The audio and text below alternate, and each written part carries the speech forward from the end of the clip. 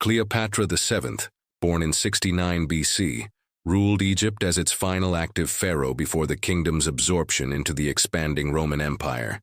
Yet she was not, as popular imagination assumes, ethnically Egyptian, but rather a member of the Ptolemaic dynasty, descended from Ptolemy I, one of Alexander the Great's own Macedonian Greek generals, who had claimed rule over Egypt following Alexander's death, roughly 3 centuries earlier.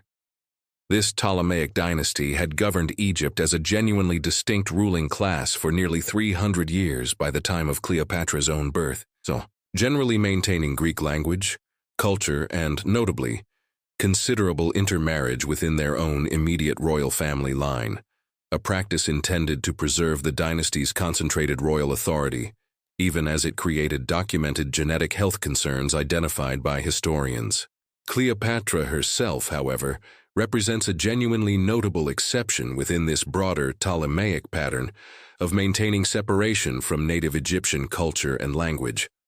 Ancient sources, including the Greek historian Plutarch, note Cleopatra was reportedly the first Ptolemaic ruler to actually learn to speak the Egyptian language, alongside her documented fluency in several additional languages, reflecting a deliberate effort to connect more directly with her Egyptian subjects. Cleopatra's early life unfolded amid significant Ptolemaic court political instability, with her father's reign marked by considerable internal court conflict and direct Roman political interference, foreshadowing the increasingly central role Roman power would play throughout Cleopatra's own subsequent consequential reign. Alexandria itself, the dynasty's capital and Cleopatra's childhood home, represented one of the ancient world's most significant cultural and intellectual centers, home to the famous Library of Alexandria, providing Cleopatra with access to genuinely exceptional educational resources and cultural influences. These influences contributed meaningfully to her later demonstrated political sophistication and genuine multilingual fluency. Cleopatra ascended to the Egyptian throne in 51 BC, initially ruling jointly with her younger brother Ptolemy XIII. This followed Ptolemaic tradition requiring joint rule, though the political relationship between the siblings deteriorated rapidly amid serious court conflict. This escalating conflict resulted in Cleopatra's temporary exile from Alexandria, forcing her to gather military support outside the capital. Cleopatra's fortunes shifted decisively with the arrival of Julius Caesar in Alexandria in 48 BC, who was pursuing his defeated rival, Pompey. Pompey had fled to Egypt seeking refuge before being killed by court officials, attempting to curry favor with the victorious Caesar.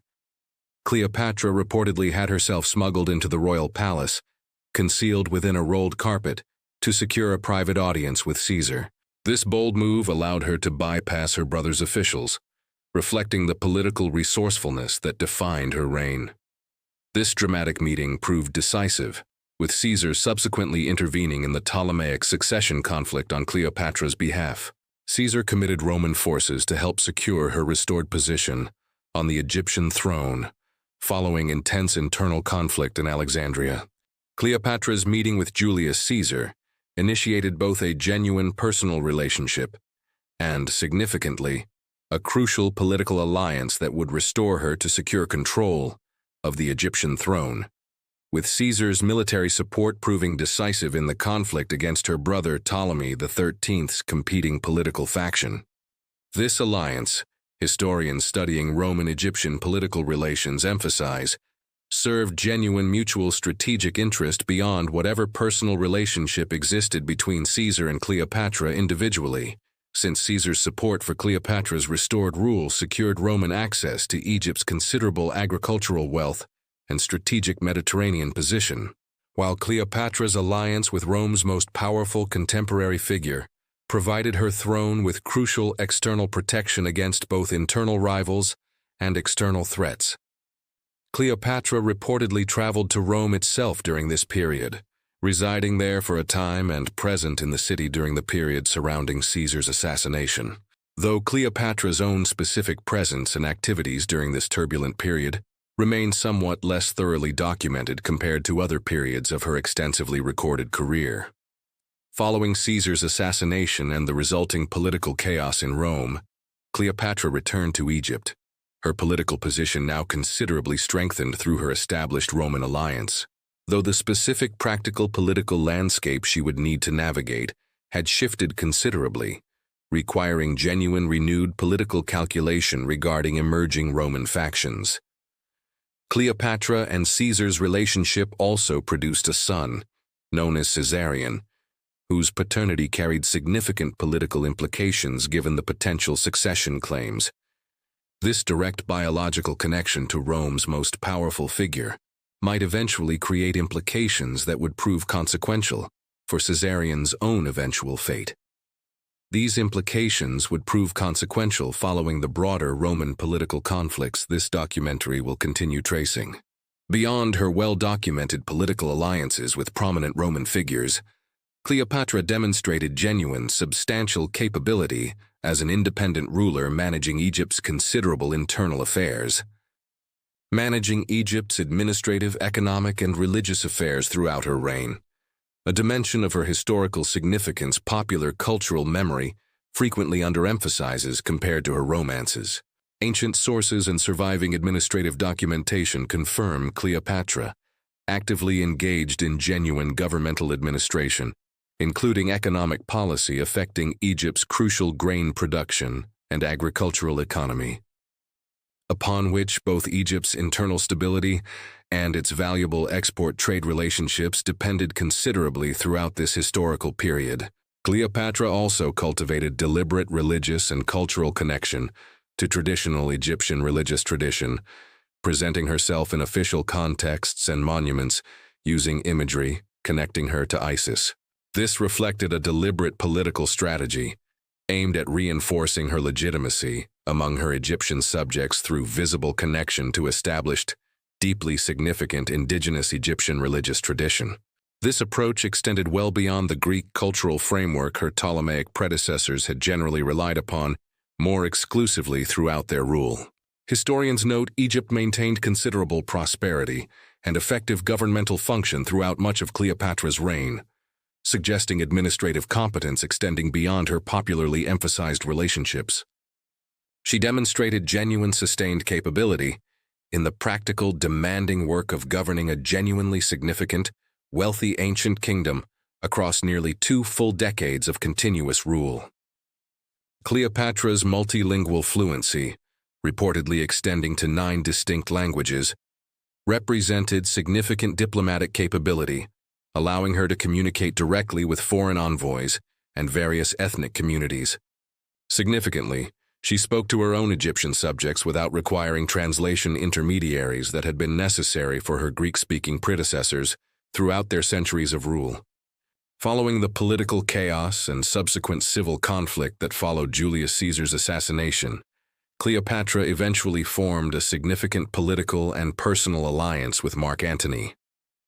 Antony was one of the 3 powerful Roman leaders who had formed the Second Triumvirate, beginning with their formal meeting in 41 BC.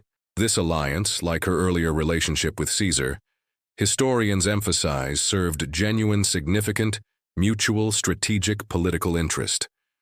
Antony sought Egypt's considerable financial and material resources to support his own ongoing military campaigns and broader political position within the unstable Roman landscape. Cleopatra sought continued powerful Roman political protection and support for her kingdom's continued independence and stability.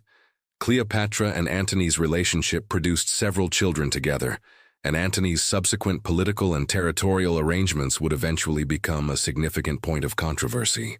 These arrangements, including formal grants of Eastern Mediterranean territories to Cleopatra and their children, were used as propaganda by Antony's political rivals. Octavian, Caesar's adopted heir, and Antony's former ally, suggested Antony had become inappropriately subordinated to foreign, specifically Egyptian, influence. This deteriorating political relationship was increasingly framed by Octavian's deliberate propaganda efforts as being about Antony's supposed corruption through the foreign queen Cleopatra. It was framed this way rather than being accurately understood as the genuine, more conventional Roman internal power struggle it actually represented. The tension would eventually escalate into open, decisive military conflict between these two former political allies. Antony's marital circumstances added further complexity, since he had also formed a politically significant marriage to Octavian's own sister, Octavia. This marriage was part of an earlier negotiated political settlement, meaning his sustained relationship with Cleopatra carried genuine additional personal and political complications. Octavian's propaganda efforts exploited these complications quite effectively in shaping unfavorable Roman public opinion regarding Antony's judgment and priorities. The political conflict between Mark Antony and Octavian culminated in the naval battle of Actium in 31 BC, fought off the western coast of Greece. This represented the decisive military confrontation that would ultimately determine both Antony and Cleopatra's political fate, and more broadly, the final outcome of Rome's extended civil conflict following Julius Caesar's assassination roughly 13 years earlier. Octavian's forces achieved a genuinely decisive naval victory at Actium, with Antony and Cleopatra's combined fleet suffering significant defeat, forcing both leaders to retreat to Egypt with their remaining forces considerably diminished, and their broader political and military positions substantially weakened. Historians note ongoing scholarly discussion regarding the precise circumstances of Cleopatra's own naval squadron's withdrawal during the battle's critical phase. Ancient sources, particularly those reflecting later Roman political perspective, sometimes suggest this withdrawal represented a decisive, blameworthy retreat. That fatally undermined Antony's own battle position, though modern historians treat such dramatically simplified blame narratives with appropriate caution, given these accounts' connection to broader Roman political narratives regarding Cleopatra's supposedly corrupting influence over Antony's judgment. Following their defeat and retreat, Antony and Cleopatra faced Octavian's pursuit, with Alexandria eventually falling to Octavian's forces in 30 BC. Marking the final conclusion to this civil conflict and the effective end of Antony's political career and Cleopatra's independent rule. In the aftermath of this defeat, Antony reportedly took his own life upon receiving a false report, suggesting Cleopatra had already died. Dying, according to Plutarch's account, in Cleopatra's presence after being brought to her upon learning the report of her death was mistaken. A genuinely dramatic conclusion to their alliance that subsequent literary and dramatic tradition would draw upon extensively. Most famously, Shakespeare's later play would craft their now famous romantic tragic narrative. Following Alexandria's fall to Octavian's forces, both Mark Antony and Cleopatra died within a short time of each other in August of 30 BC. Though the specific circumstances surrounding Cleopatra's death remain less definitively confirmed than popular historical memory typically assumes, the popular tradition holding that Cleopatra died from the deliberate bite of a venomous snake, specifically an Egyptian cobra referred to as an asp, smuggled into her presence concealed within a basket of figs. This story derives primarily from ancient historical accounts, including Plutarch. Even these ancient sources themselves acknowledge some genuine contemporary uncertainty regarding the exact specific circumstances of her death. Plutarch himself noted alternative contemporary theories and the general difficulty of establishing precisely what happened within her private final moments. Modern historians and toxicologists studying this question have raised scientific questions regarding the traditional snakebite account's precise physical plausibility. This includes discussion regarding whether a single snake could practically have been used to kill both Cleopatra and the attendants who died alongside her. Some researchers propose alternative theories, including the possibility of a prepared poison rather than snakebite specifically. No definitive modern forensic evidence exists to conclusively resolve this genuine historical uncertainty, one way or another. What can be stated with confidence is that Cleopatra's death represented a deliberate choice to avoid the fate Octavian reportedly intended for her. Ancient sources suggest this involved being paraded as a prisoner during Octavian's triumphant return to Rome, a significant humiliation. Cleopatra, as Egypt's reigning monarch, apparently chose deliberate death specifically to avoid experiencing. Understanding Cleopatra's genuine historical significance requires directly addressing how her popular historical image was substantially shaped by deliberate Roman political propaganda, particularly propaganda associated with Octavian, whose political interests were genuinely well served by portraying Cleopatra as a dangerously manipulative foreign seductress.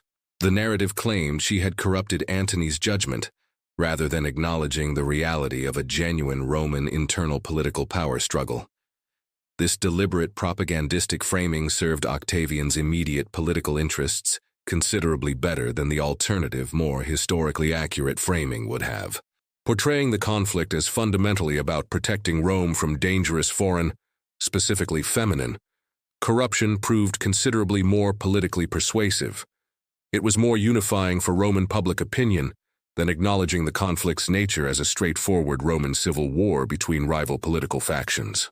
This foreign seductress framing proved remarkably durable across subsequent centuries of Western historical and literary tradition, significantly shaping her image through numerous literary, dramatic, and eventually cinematic portrayals that frequently emphasized her supposed seductive manipulation.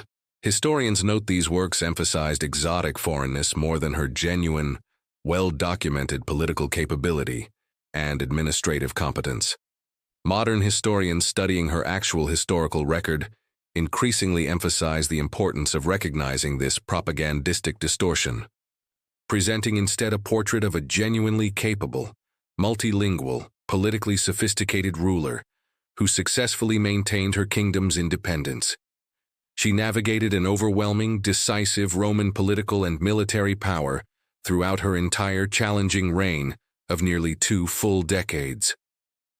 Following Cleopatra's death, Egypt was formally annexed as a Roman province, definitively ending the roughly 3,000-year continuous tradition of Egyptian pharaonic rule. This rule had extended through various dynastic forms, from the earliest periods of ancient Egyptian civilization through the Ptolemaic dynasty's final Greek-descended ruling line.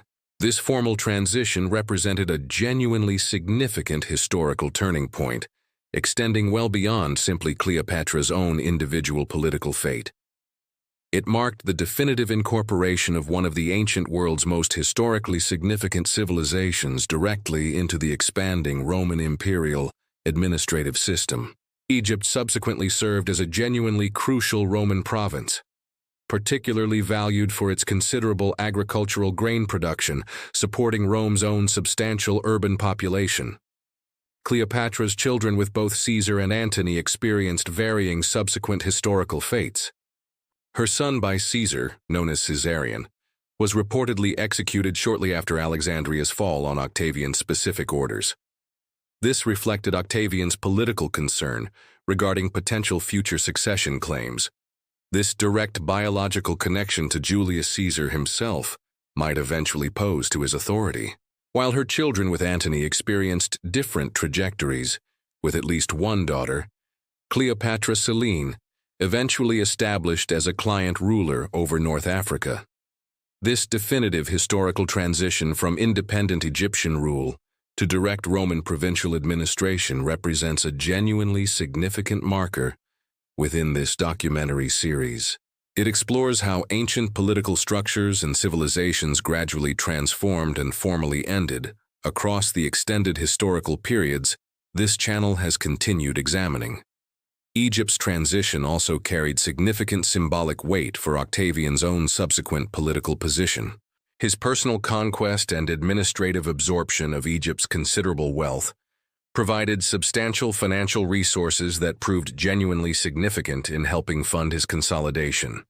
This funded his eventual definitive transformation from triumvirate leader into Augustus, Rome's first emperor, establishing the imperial political system that would govern Rome for centuries. Following these consequential events, this documentary has traced. More than 2,000 years after her death, Cleopatra remains one of history's most consistently recognized and, appropriately, most historically misunderstood figures. Her genuine political and administrative achievements frequently overshadowed by the durable, propagandistically shaped popular image Roman political interests originally constructed. Understanding Cleopatra accurately requires looking beyond the seductress narrative, Roman political propaganda originally constructed, and subsequent Western literary tradition has reinforced. Moving toward a more historically grounded portrait, available through careful examination of the actual historical evidence. A genuinely capable multilingual ruler, she successfully maintained her kingdom's independence and prosperity across nearly 2 decades of skillful political navigation within an extraordinarily challenging geopolitical environment. This understanding does not require denying the significant political alliances Cleopatra formed with both Caesar and Antony, alliances that served genuine calculated political strategy. Recognizing these alliances as reflecting sophisticated political calculation, rather than simple romantic manipulation, is essential to properly understanding her real historical significance. Cleopatra ruled as Egypt's final pharaoh during a pivotal transition, navigating with skill the declining years of Egyptian independence against the rising Roman Empire. She was a genuinely capable historical figure whose real story deserves recognition. Fully independent of the seductress legend, Rome's political propaganda needed her to become.